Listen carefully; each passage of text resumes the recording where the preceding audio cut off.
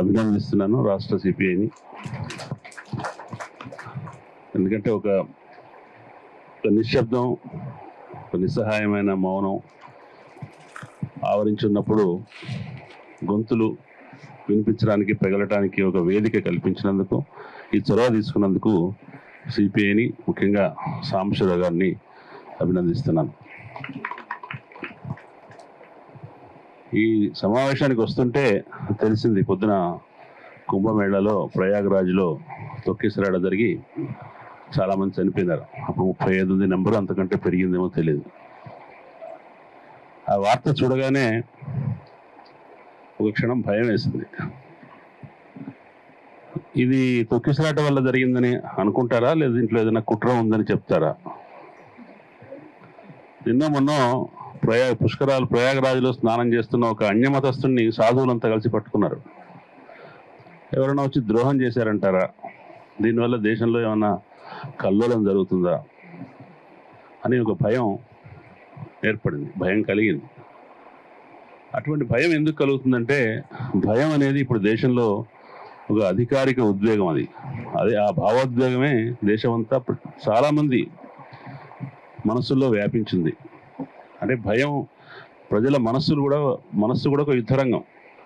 ఎప్పుడు ఏమవుతుందో, ఎప్పుడు దేశంలో కల్లోలం వస్తుందో, దాంట్లో నువ్వే నేరస్తులు అవుతావో, నీ మీద దాడి జరుగుతుందో అనేక భయానక వాతావరణం దేశంలో మెజారిటీ ప్రజల మనస్సుల్లో ఉంది.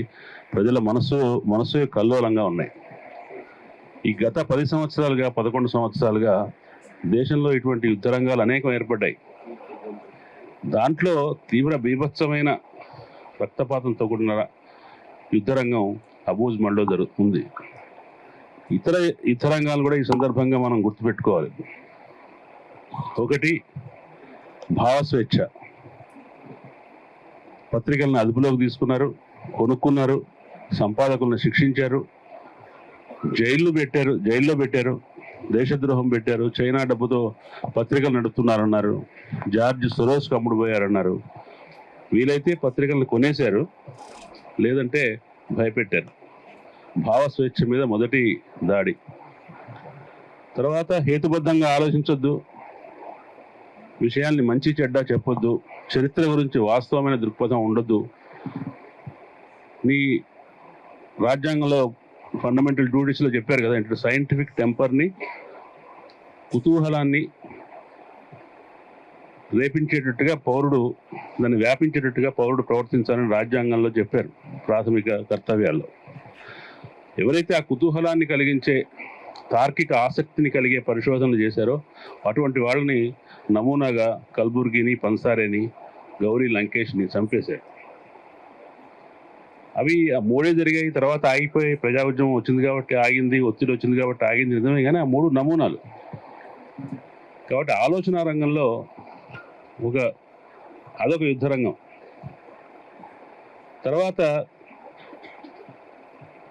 రాజ్యం చేసే అణచివేతను, ప్రజల మీద జరిగే దాడుల్ని ప్రశ్నించేవాళ్ళు, నిలదీసేవాళ్ళు, వాళ్ళ తరఫున మాట్లాడేవాళ్ళు, వాళ్ళందరినీ సైలెన్స్ చేయడం కోసం, వాళ్ళ కాళ్ళు చేతులు కట్టేయడం కోసం, గొంతు వినిపించకుండా చేయడం కోసం భీమా కోరేగాం లాంటి కుట్ర కేసులు పెట్టి దేశవ్యాప్తంగా పౌర హక్కుల్ని, న్యాయవాదుల్ని, ఆదివాసీలతో, బలహీనులతో పనిచేసే వాళ్ళందరినీ జైళ్లలో పెట్టారు. ఇక ప్రజా ఉద్యమాలతో పనిచేసే వాళ్ళని, పనిచేస్తే ఏమవుతుందో చెప్పడం కోసం ఢిల్లీ హింసాకాండ పేరుతో, జేఎన్యూలో విద్యార్థుల చైతన్యం పేరుతో విద్యార్థుల మీద, లిబరల్ ప్రజా చైతన్య కార్యకర్తల మీద సుదీర్ఘకాలం, ఇప్పటికీ 5-6 సంవత్సరాల నుంచి జైళ్లలో ఉన్నారు. అమర్ ఖలీద్ లాంటి వాళ్ళు, తాహిర్ హుస్సేన్ లాంటి వాళ్ళలో కొంతమంది ప్రమేయం ఉండొచ్చు, లేకపోవచ్చు.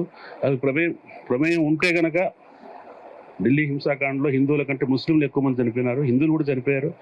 హిందువులు చనిపోయినందుకు పేరుతో వీళ్ళందరినీ జైల్లో పెట్టారు.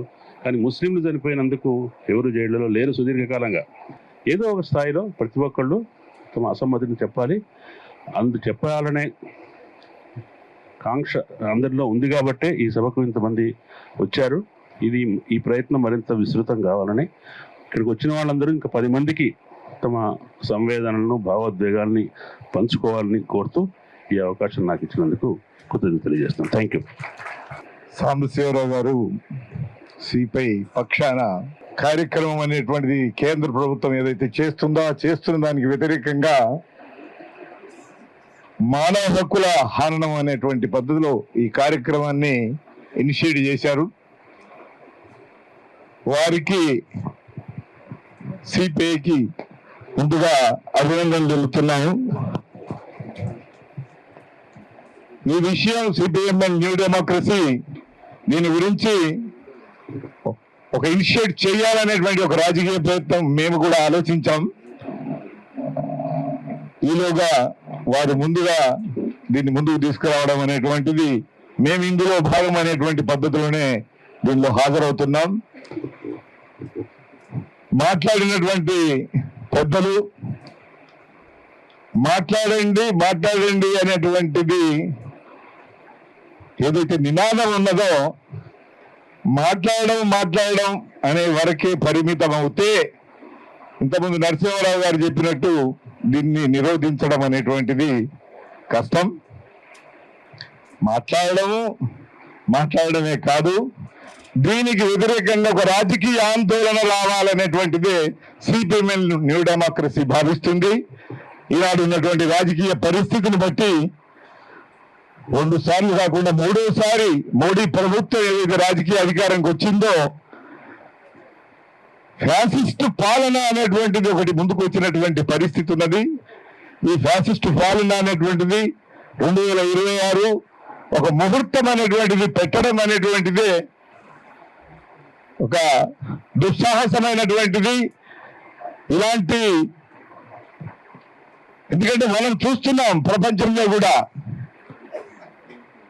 హమాస్ యొక్క పోరాటం, పాలస్తీనా పోరాటం అనేటువంటి దాని పోరాటంలో భాగంగా దాని మీద దాడి ఎలా జరిగింది, ఇజ్రాయెల్ యొక్క దాడి అమెరికా యొక్క సహకారంతో ప్రపంచమంతా చూస్తున్నా 50,000 మందిని పొట్టను పెట్టుకున్నటువంటి మారణ హోమం అనేటువంటిది ఖండించదగిన ప్రపంచమంతటా గొంతు వెతుకుతున్నా ఈయన ఒత్తుకుంటున్నా పట్టించుకునేటువంటి ధోరణి మనం చూసాం.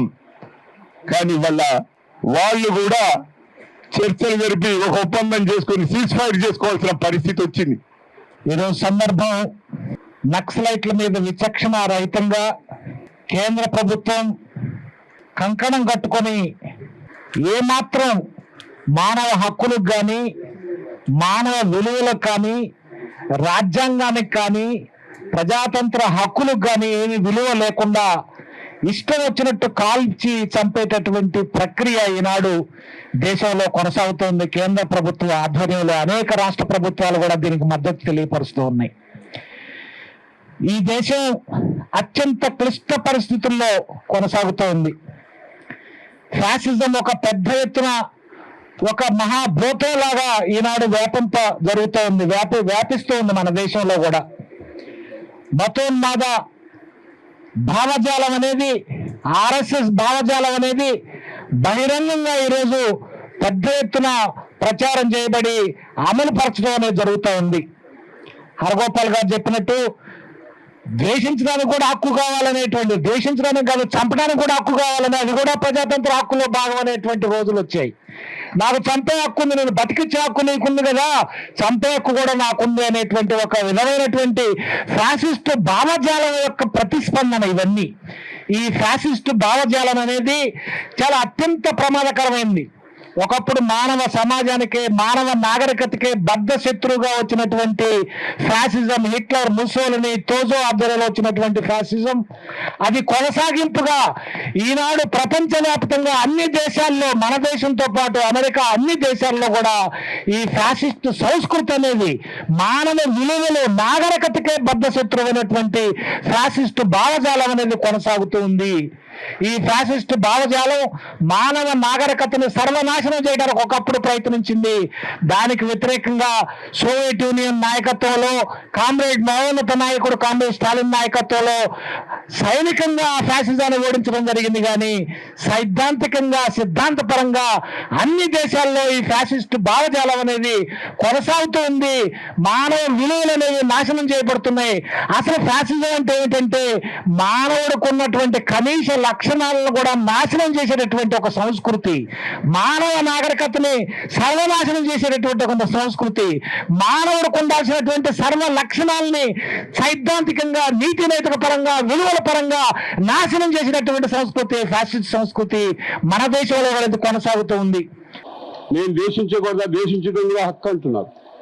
ఇవాళ అమిత్ షా, మోడీ, బీజేపీ మాకు వ్యతిరేకంగా మాట్లాడే వాళ్ళందరినీ కూడా మేము ఎలిమినేట్ చేస్తామంటున్నారు. కాబట్టి ఇవాళ ప్రజలు అలా ఆలోచించేటువంటి వాళ్ళని మేము ఎలిమినేట్ చేస్తాం, అవసరమైతే వాళ్ళని పార్దోలతో ఈ సొసైటీ నుంచి అనగలిగేటువంటి శక్తి ఉంటే తప్ప, అనగలిగేటువంటి ఒక రూపం ఉంటే తప్ప, దానికి ప్రజా కార్యాచరణ ఉంటే తప్ప బహుశా ఇది అంత సునాయాసంగా ఆయన 26 ఏదో ముహూర్తం గిత్తు ఎట్టు పెట్టుకున్నా తుపాకులు ఉన్నాయి కాబట్టి తాము అనుకున్నటువంటి వందలను అప్పటికి ఎంతమందిని చెప్పగలిగినా శాశ్వతంగా ఆగటం అనేది, శాశ్వతంగా నిలబడం అనేది, శాశ్వతంగా ఆర్ఎస్ఎస్, బీజేపీ, అమిత్ షా, మోడీ ఎవరైనా, ఎందుకంటే 2 సార్లు గెలిచారు మెజార్టీలతో, 3వ సారి అన్నదేంటి 400 का పార్ అన్నారు.